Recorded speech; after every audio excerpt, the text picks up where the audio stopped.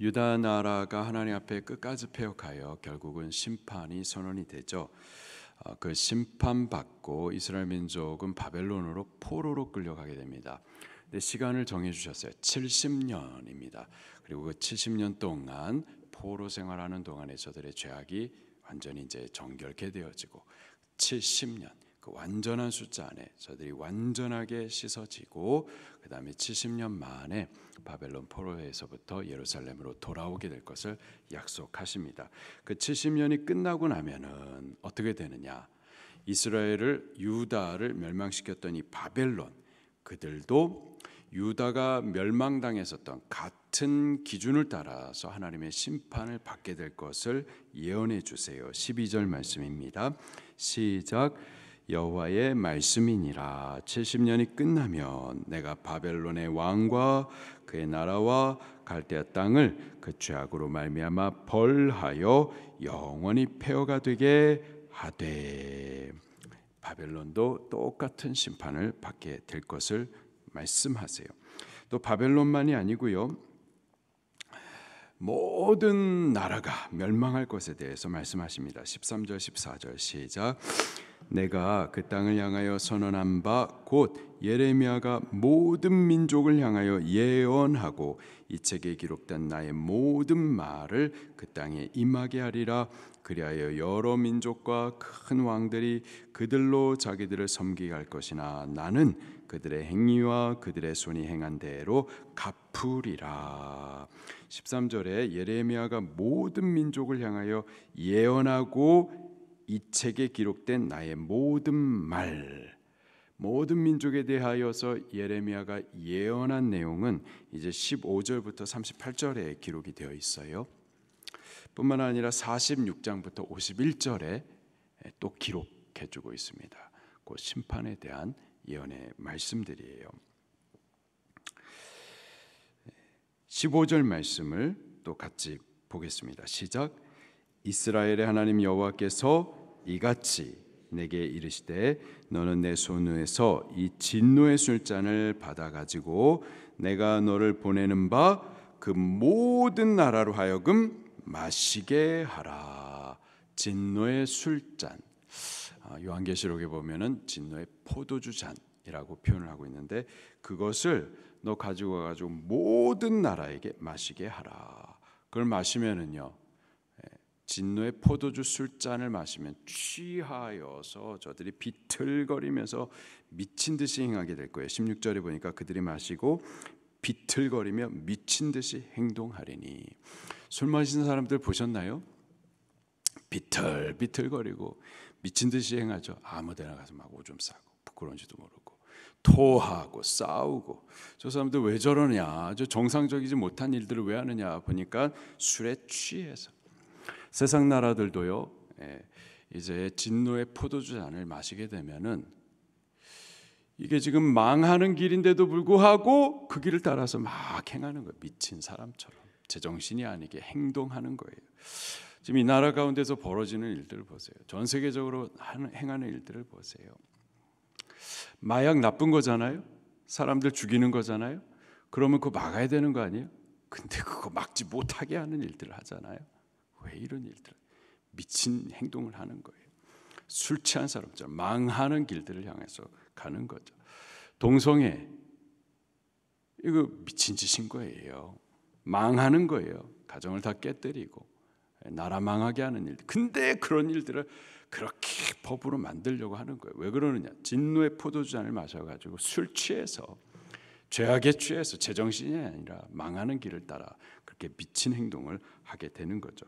자, 근데 그 진노의 술잔을 모든 나라에게 마시게 하라는 거예요. 그 나라들이 18절부터 26절에 쭉 기록이 되어 있는데요. 18절부터 보니까 예루살렘과 유다 성읍들과 그 왕들과 고관들로 마시게 하고, 또 19절에 보니까 애굽 왕과 그 고관들로 마시게 하고, 20절에 보니까는 또 우수 땅의 모든 왕과 블레셋 사람의 모든 왕, 또 21절 에돔, 모압, 암몬, 22절에 두로, 시돈, 23절 드단, 데마, 부스, 24절 아라비아, 그리고 25절에 시므리의 모든 왕과 엘람의 모든 왕과 메대의 모든 왕과 26절에 북쪽 원근의 모든 왕과 지면에 있는 세상의 모든 나라 모든 민족으로 하여금 이 진노의 술잔을 마시게 하라고 예레미야를 보내십니다. 그리고 26절 마지막에 보니까는 새싹 왕은 그 후에 마시리라. 새싹 왕이라고 하면 바벨론을 말하는 겁니다. 이렇게 이 진노의 포도주 잔을 마시고 그렇게 이제 심판을 받도록 할 것이다라는 거죠. 누가 이렇게 심판을 할 것인가? 여호와 하나님께서 심판하실 거예요. 30절 말씀을 보니까는 그러므로 너는 그들에게 이 모든 말로 예언하여 이르기를 여호와께서 30절 마지막에 세상 모든 주민에 대하여 포도 밟는 자같이 흥겹게 노래하시리라. 31절에 여호라는 소리가 땅끝까지 이름은 여호와께서 민족과 다투시며 모든 육체를 심판하시며 32절에 만군의 여호와께서 이같이 말씀하시니라. 보라 재앙이 나서 나라에서 나라에 미칠 것이며 큰 바람이 땅 끝에서 일어날 것이다.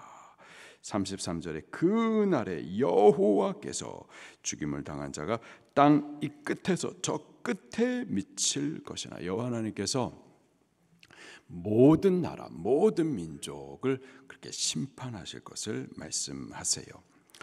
자, 이 심판의 시작이 어디서부터인가 18절 말씀 보니까는요.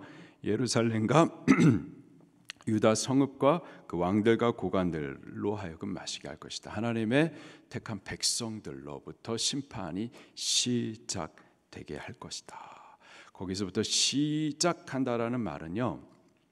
하나님의 백성들도 심판을 받으니 그러면은 그 외 모든 민족은 마땅히 심판을 받는다라는 얘기죠.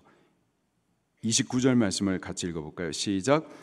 보라 내가 내 이름으로 일컬음을 받는 성에서부터 재앙 내리기를 시작하였은즉 너희가 어찌 능히 형벌을 면할 수 있느냐? 면하지 못하리니 이는 내가 칼을 불러 세상의 모든 주민을 칠 것임이라 하셨다 하라.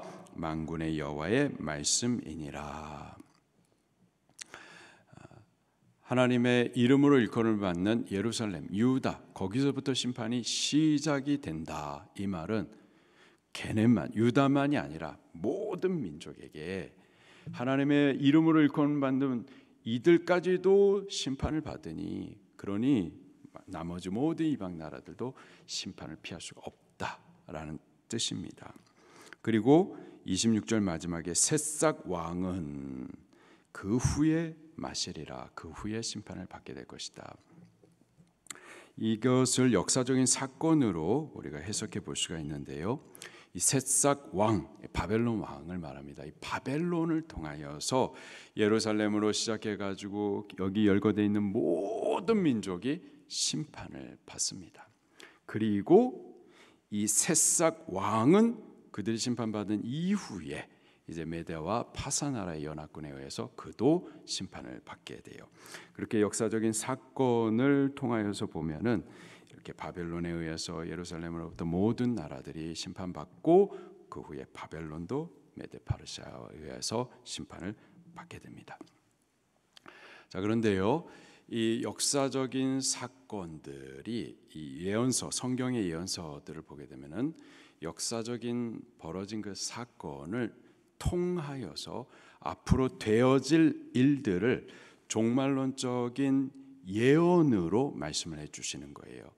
그래서 지금 모든 나라, 바벨론에 의해서 모든 나라가 심판을 받고 바벨론도 페르시아에 의해서 심판을 받게 되는데 바로 이 사건을 통하여서 하나님께서는 이와 같이 말세에 이러한 만국에 대한 하나님의 심판이 있을 것을 예언해주고 있는 겁니다. 그래서 이 사건을 역사적인 사건으로도 보지만 또 동시에 종말론적인 예언으로도 보는 거죠. 말세에 여호와 하나님께서 세상 모든 나라 모든 민족을 그들의 죄에 대하여서 반드시 심판하실 거예요. 그리고 그때에도 하나님의 심판은 주의 교회로부터 시작이 될 겁니다. 특별히 교회 안에 늙은 자, 다른 단어로 보면 장로로부터, 다시 말해서 목사로부터 하나님의 심판이 시작될 겁니다. 목사가 하나님 앞에 심판을 받는다. 그럼 당연히 그 교회 성도들도 심판을 받는 거고, 마땅히 교회 밖에 있는 모든 사람들도 심판을 받게 되는 거죠. 그렇게 하나님께서요, 말세에 모든 나라 모든 민족에 대해서 그들의 죄에 대한 심판을 교회로부터 단행하시게 될 거예요. 자, 그때에 하나님께서 이 사람들은 건들지 마라 하는 이들이 있습니다. 바로 여호와 하나님 앞에 그 이마에 표를 받은 자들, 그들은 손도 대지 마라. 심판 가운데서 그들을 보호하시는 것을 보게 돼요. 에스겔 말씀을 같이 한번 찾아보겠습니다. 에스겔 9장 6절 말씀이에요.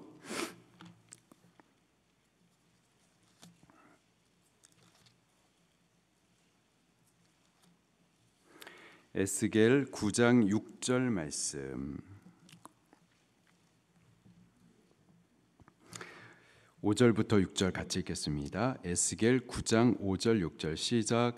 그들에 대하여 내 귀에 이르시되 너희는 그를 따라 성읍 중에 다니며 불쌍히 여기지 말며 긍휼을 베풀지 말며 쳐서 늙은 자와 젊은 자와 처녀와 어린이와 여자를 다 죽이되 이마에 표 있는 자에게는 가까이 하지 말라. 내 성소에서부터 시작할지니라 하시매 그들이 성전 앞에 있는 늙은 자로부터 시작하더라. 하나님의 재앙이, 심판이 성소에서부터 시작이 되는데 거기에서 또 늙은 자, 장로라는 단어로 다시 번역할 수 있습니다. 장로로부터 하나님의 심판을 시작하게 하는 거죠. 단 이마에 표 있는 자는 건들지 말라 하나님께서 말씀하시죠. 자, 이마에 표 있는 자는 누굴까요? 심판의 때 심판받지 않고 하나님의 보호를 받는 이들이 누굴까요? 4절 말씀도 다시 읽겠습니다. 9장 4절 에스겔 시작. 여호와께서 이르시되 너는 예루살렘 성읍 중에 순행하여 그 가운데서 행하는 모든 가증한 일로 말미암아 탄식하며 우는 자의 이마에 표를 그리라 하시고. 나라 민족의 죄악을 인하여서 막 탄식하는 거예요. 탄식하며 하나님 앞에 부르짖어 기도하는 자, 그들에게 이마에 표를 하라. 그리고 표한 그들을 제외하고서는 성전으로부터 심판을 단행하라 라는 말씀인 거죠. 근데요, 이 사건이요 또 종말론적으로도 그대로 예언이 되어 있어요. 말세에도 하나님께서요 심판을 하실 건데, 하나님의 심판의 천사를 사방에 이제 보내실 건데, 근데 하나님께서 그 이마에 인을 치시는 이들을 보호해 주십니다. 성경 한번 찾아보도록 할게요. 요한계시록 7장.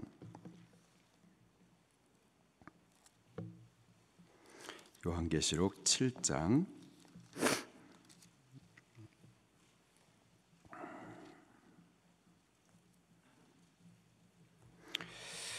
1절부터 같이 보겠습니다. 요한계시록 7장 1절 2절 시작.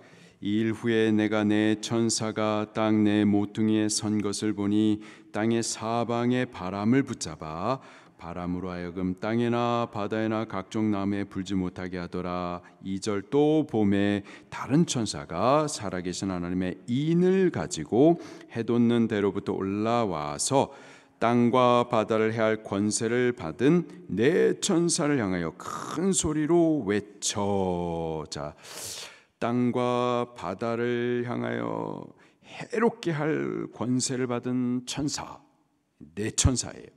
동서남북 하나님께서 보내셨습니다. 심판할 거예요. 근데 또 다른 천사가 그들을 향해서 명령을 하는 겁니다. 뭐라고 명령하느냐? 3절 시작. 이르되 우리가 우리 하나님의 종들의 이마에 인치기까지 땅이나 바다나 나무들을 해하지 말라. 하나님께서 종들에게 인을 치신다라는 거예요. 자, 그 인침을 받은 자의 숫자가 몇 명인가? 4절 시작. 내가 인침을 받은 자의 수를 들으니 이스라엘 자손의 각 지파 중에서 인침을 받은 자들이 14만 4천이니 그 14만 4천이 누구냐? 구원받은 자, 구원받고 흰 옷 입은 자들이에요. 13절 14절 시작. 장로 중 하나가 응답하여 나에게 이르되 이 흰 옷 입은 자들이 누구며 또 어디서 왔느냐?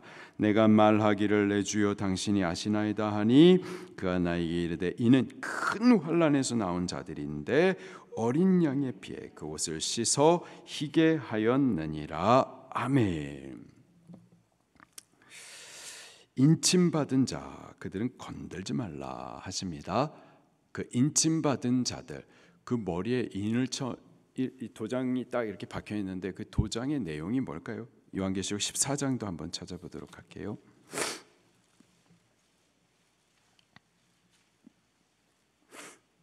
요한계시록 13장은 바다에서 나오는 짐승, 또 땅에서 나오는 짐승, 그래가지고 666표를 받아가지고 모든 사람들로 하여금 표받게 한다.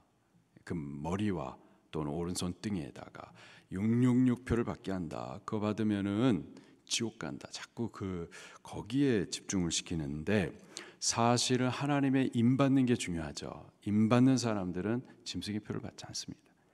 14장에 보면은 임 받는 자들에 대해서 기록을 해주고 있어요. 1절 시작. 보라 어린 양이 시온 산에 섰고 그와 함께 14만 4천이 서 있는데 그들의 이마에는 어린 양의 이름과 그 아버지의 이름을 쓴 것이 있더라. 그 인 도장이라는 것이 보니까 예수 그리스도와 하나님의 이름이 적혀 있는 도장을 머리에다가 딱 찍어 놓으신다라는 거죠. 그 임맞은 자들, 인침을 받은 자들, 그들이 바로 구원받은 자, 또 흰옷 입은 자, 그리고 요한계시록 20장에 보게 되면 첫째 부활에 참여하는 자들입니다. 그들이 바로 예수님 믿는 자들이죠. 예수님 믿는 자들을 요한계시록에서는 인침을 받은 자, 흰옷 입은 자, 첫째 부활에 참여하는 자라고 표현을 하고 있어요. 또 그들은 또 어떤 자들인가 계속해서 보면은 요한계시록 14장 4절에 보니까 음료와 더불어 가지고 더럽히지 아니하고 끝까지 그리스도의 신부로 순결한 자라고 표현을 하고 있어요. 요한계시록 14장 12절에 보니까는 하나님의 계명 또 예수 그리스도에 대한 말씀, 믿음을 지킨 자 이렇게 또 표현을 하고 있습니다. 하나님의 계명, 예수님에 대한 믿음을 지킨 자. 또 요한계시록 20장 4절에 보니까는 하나님의 계명, 예수 그리스도에 대한 믿음을 지키다가 어떻게 되느냐? 목배임을 받은 자들이라고 표현을 하고 있어요. 목배임을 받은 자들. 짐승의 표를 받지 않으면 목배임을 받아 죽거든요. 끝까지 하나님의 계명, 예수님에 대한 믿음을 지키다가 목배임을 받아 죽은 자들. 요한계시록 14장 4절에 보니까는 그들은 어린 양이 인도하는 대로 어디든지 인도하는 대로 따르는 자라고 또 표현을 하고 있고요. 요한계시록 7장 4절에 보니까는 큰 환난에서 나온 자, 큰 환난을 통과한 자 이렇게 또 표현을 해주고 있습니다. 그들이 바로 예수님 믿는 자예요. 그들이 바로 인침을 받는 자입니다. 여러분 예수님 믿으세요? 천국은 누가 가시나요? 예수님 믿으면 갑니다. 그런데요, 예수님 믿는 자가 도대체 뭐냐 이 말이에요. 나도 예수님 믿어 입술로만 믿는데 믿는 자가 뭐예요? 예수님 믿으면 천국 갑니다. 근데 믿는 자를 요한계시록에서는 이렇게 표현한단 말이에요. 음료와 더불어서 자기를 더럽히지 아니하고 그리스도의 신부로 자기를 순결하게 지키는 자. 예수님 믿는 자를 또 뭐라고 말하느냐?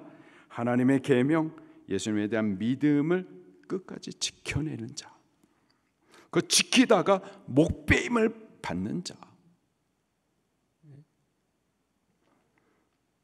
어린 양 되신 예수님께서 어디를 가든지 그 인도함을 따르는 자, 그들이 예수님 믿는 자예요. 큰 환난에서 나온 자, 환난을 통과하는 자. 예수님 가신 길, 그 좁고 협착한 길이거든요. 예수님께서 인도하는 대로 가는 길, 그게 바로 큰 환난의 길이고 목배임을 받는 길이거든요. 예수님, 나도 예수님 입술로만 예수님 믿는다 그러는데, 나는 믿는다 그러는데 그 믿음에 대해서 예수님께서 인정해 주시느냐. 마태복음 7장에 보게 되면은 영생을 얻는 자들 어떤 자들인가 보니까는 좁고 협착한 길을 따라가는 자들이. 근데요, 그 길을 찾는 자가 많다 적다? 적으니라. 많지 않아요. 우리는 예수님 믿는 자가 꼭 되십시다. 믿게 되면 거듭나죠. 존재가 바뀌는 거예요. 존재가 바뀌면은 그는 새로워진 사람으로서 새로운 생명을 살아가게 되어 있습니다. 우리가 예수님 믿고 거듭났기 때문에, 거듭난 자, 그리스도 예수의 사람으로 다시 태어났기 때문에 예수의 말씀을 듣게 되어지고 예수의 가신 길을 가게 되어지고 예수님의 가치가 우리에게 가치로 여겨지게 되고 예수님의 약속을 사모하게 되어지고 예수님의 나라 천국에 대하여서 소망하게 되는 거죠. 존재가 달라지는 거예요. 바로 그들이 말세의 때에 만국을 하나님께서 심판하실 바로 그때에 인침을 받은 자로서 그 심판이 건들지 못하는 자인 겁니다. 우리 예수님 꼭 믿을 수 있기를 예수님 이름으로 축원합니다. 예수님을 구주로 영접하고 이제 존재가 달라졌기에 새로워진 예수님의 길을 따라 그리스도의 합당한 삶을 살아갈 수 있는 우리들이 꼭 될 수 있기를 예수님 이름으로 축원합니다.